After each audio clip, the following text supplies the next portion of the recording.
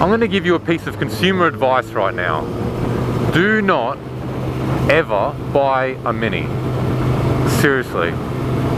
Just having so much freaking trouble at the moment with the wife's Mini. Seriously, it's fucking ridiculous.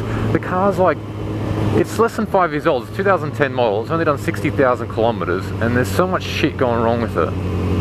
Well, I'm exaggerating. There's only a few things going wrong with it, but it's just the price. It's how much it costs to get the most basic things fixed. It's ridiculous. 3 years ago, my wife had a Holden Commodore, and she hated it. She hated this thing. I don't know why. She wasn't pretty enough for her. That was basically her only reason for not liking it. It was a free car from her dad, which she didn't appreciate, and always called her spoiled for that. So like, oh no, it's not pretty, it's ugly. And I'm just like, you got a free car. Be happy.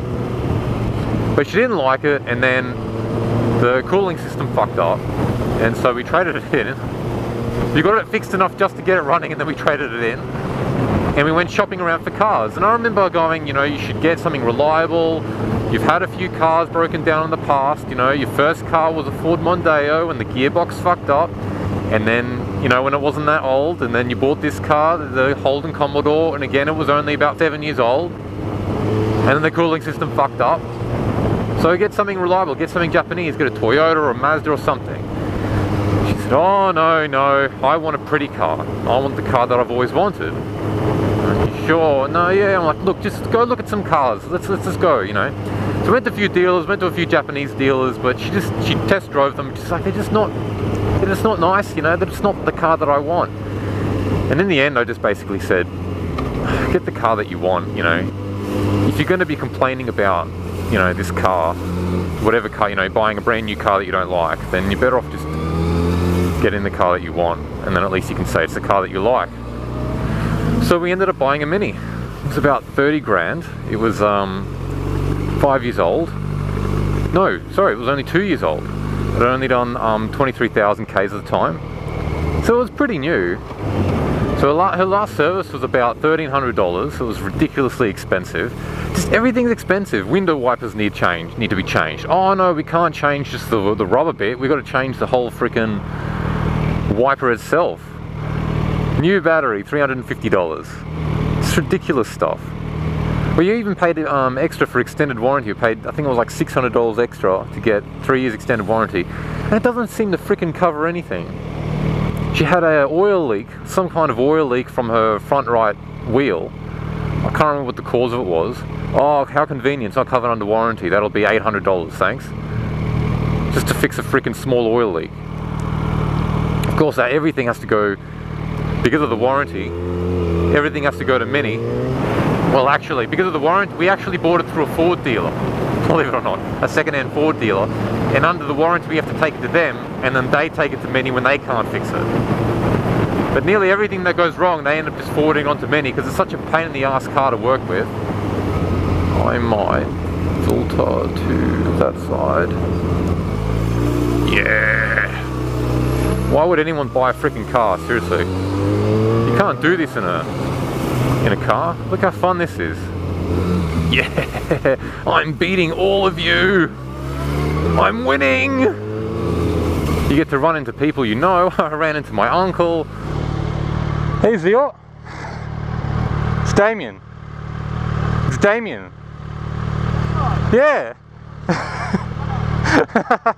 How you going? I ran into my wife a few times.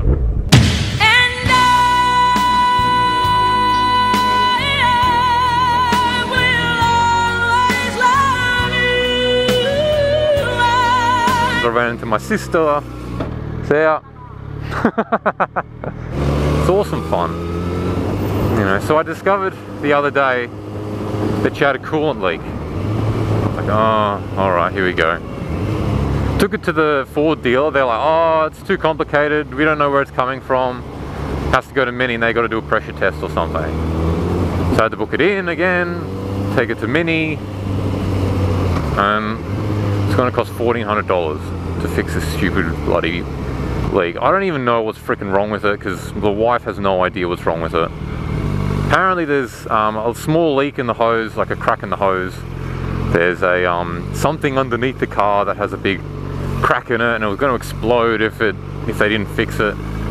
You know, what does she know? I said, is it the radiator? Is it the radiator itself? Like, because it sounded pretty serious. Maybe it's the radiator itself. I actually don't know. It's just hard because she feels really stupid now. You know, she keeps saying, "Oh, I'm so stupid. I'm so stupid." They gave her a hire car, which is really nice. The Ford dealership gave her a Ford hired car. We suspect she already had a flat tire because she said she didn't drive over any potholes.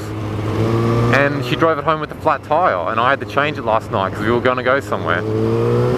And she's like, "I'm so stupid, why didn't I check it before I left?" Oh, and I'm just like, "Oh, I bought a stupid car, you told me not to buy it, but I should have listened."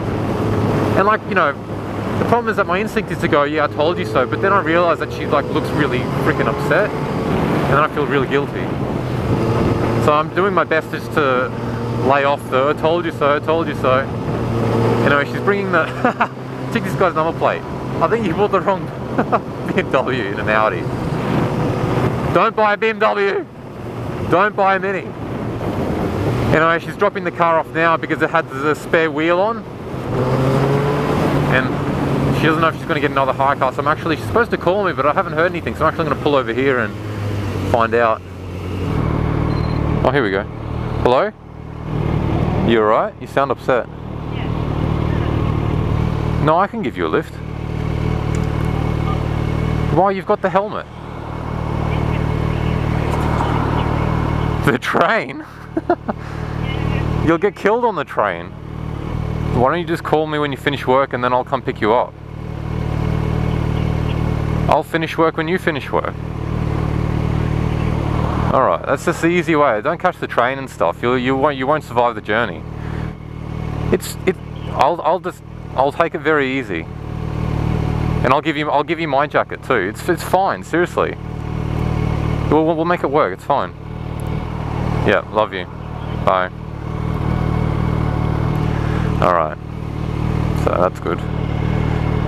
Yeah, she wasn't sure once she dropped the car off if she could get another hire car because they've got her car for till next Monday.